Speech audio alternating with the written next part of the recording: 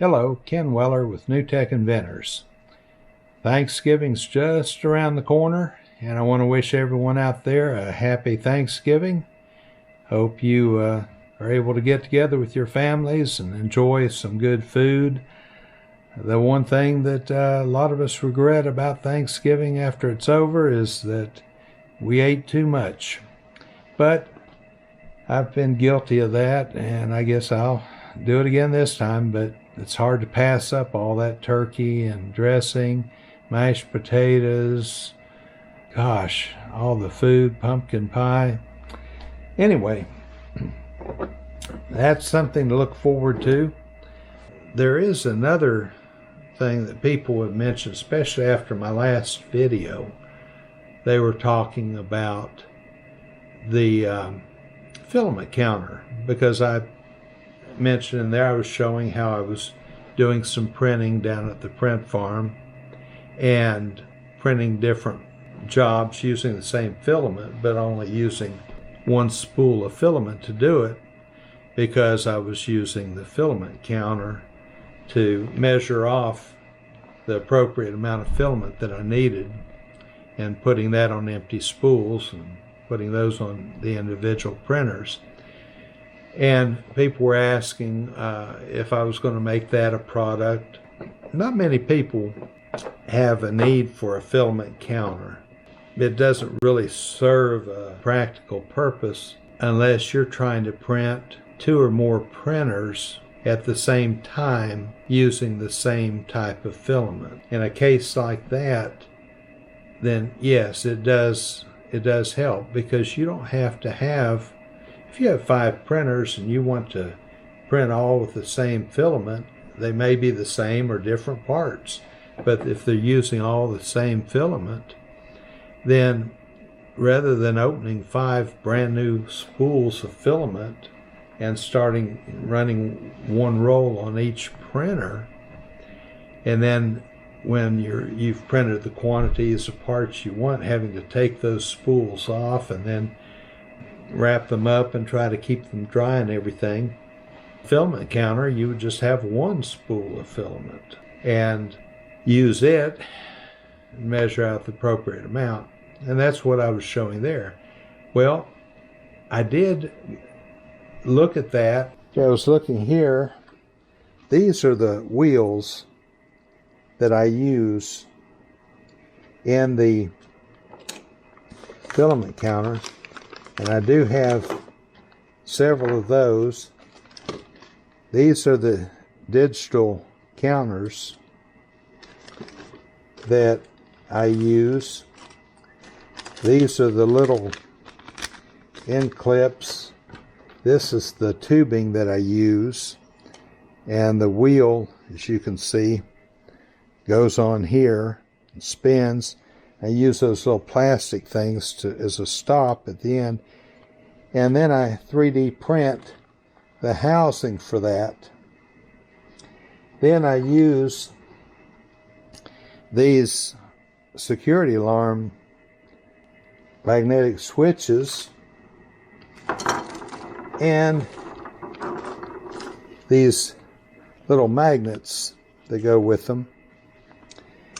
And I actually attach one of those magnets, glue it into each wheel, and then the housing that I 3D print for all of this has this switch mounted in it, and the 2 wheels roll together and the filament in between them, causing it to have a consistent number of clicks for each meter of filament that goes through that mechanism. So that's the mechanism. And now I've got some motors that I'm looking at. I've gone to my supply of spare parts and motors and so forth, and downstairs in my office I have a couple different motors down there that I'm looking at using to turn that take-up wheel and draw the filament through. One motor that I have down there I'm looking at is a stepper motor, and with it I would have to use an Arduino board or something with a display and a keyboard where you can key in the meters that you want, and then it would actually send the pulses to the stepper motor. It would run the motor until the count from the counter sensor reached that certain number that you keyed in, then it would automatically stop. That's what I want to do, but that involves a lot of work. You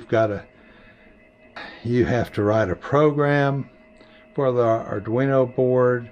You have to come up with the wiring. You have to come up with the motor control. You have to 3D print the mountings and everything, and come up with the drive assembly that you're going to use and so forth.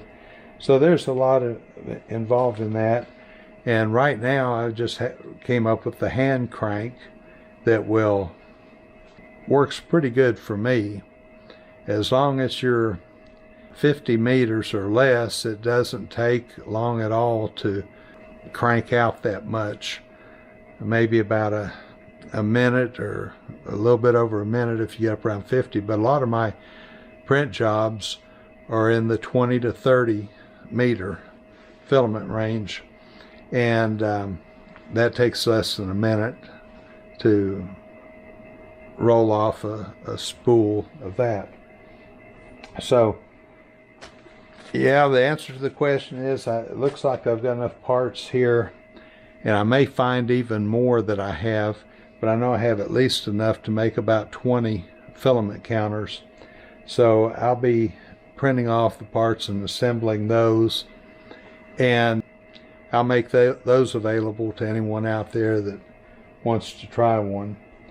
But then if there's enough demand for it, I'll go ahead and get the electronic circuit thing done and come up with one that's really automated, that you just punch in the count and it sits there and runs and shuts off when it's done. You take that spool off, cut the filament, load another spool, and go from there. But here at New Tech Inventors, things are moving along. We're continuing with sales. We're starting to push our marketing a little bit more, trying to get out there and do some things. We're actually going to put some helping hands on Amazon and sell some on Amazon, because we still haven't done enough marketing to generate enough traffic to our website to get those sales numbers that we want to see on a weekly and monthly basis. So we're going to launch on Amazon here shortly and see how we do there. They have a lot larger audience, obviously, than I have on this YouTube channel.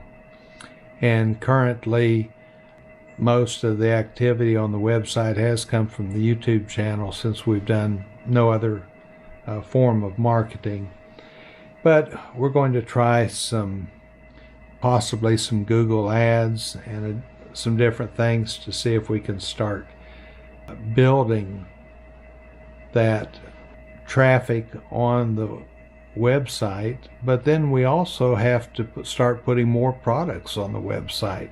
Right now we only have a portion of the attachments and accessories that are available for the helping hand on there, and the basic models of the NTI Helping Hand that are for sale. So I've still got more work to do there, plus have to do some videos for the marketing portion of it.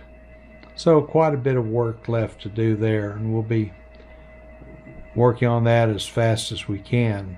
We're coming up on 2 years. Matter of fact, the middle of next month, the middle of December, will mark my 2-year anniversary as far as being involved with 3D printing. because it was almost 2 years ago, this coming December, that I purchased my first 3D printer and started learning how to use the 3D CAD software and so forth to make the different parts that I envisioned for some different products and ideas that I had. And that's how it all started. And then a little bit over a year ago, I started this YouTube channel and started posting videos on where I was at in that process of building and creating a business and making a business out of 3D printing and inventing parts and getting patents and so forth. And that's where we're at now. I have several other parts that I'm either working on or have the ideas for them that I want to pursue and make parts for those items and possibly get some patents for them and get them out there. So it's just a process of prioritizing. When you're a one-man operation, I have to spend so many hours of my time working on making the parts, so many hours assembling parts, so many hours in taking care of orders and packing and shipping and so forth. So many hours are spent ordering the different materials and filaments and stuff that I need for these parts. So many hours in maintaining the print farm and the printers and so forth. And I'm constantly expanding the print farm, especially the new one, and that takes a lot of time. So I'm spending a lot of time doing that. My biggest drawback or holdup, you might say, is that I just don't have enough hours in the day to do all of this stuff. And I do need to get some help pretty soon, but I drew a line that I was going to wait until sales reached a certain point. They're almost there, but we need to push this thing a little bit more. I want just a little bit more flow going because I want the proceeds and the revenue from sales to be able to support and pay for the additional labor and help that I would be getting. So I want to get it to the point where it's able to sustain that. That to me is a successful business. You don't want to have to keep putting money into a business. They say it takes money to make money, and that's true to some degree, but you have to regulate that. You have to get your operation to a point where it's generating some money. And as I mentioned in the past, a lot of people have said, why aren't you selling things now to make money? And I wasn't quite ready.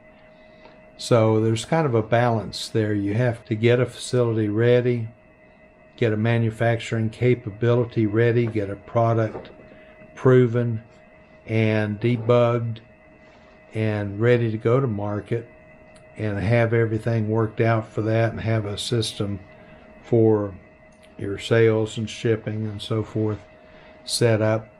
Then start getting traffic to that website, or start focusing more on selling on eBay or Amazon. You know, you have a couple choices there. And we'd like to sell on our website, because the more we sell on the website, the more profit you can make doing your own sales.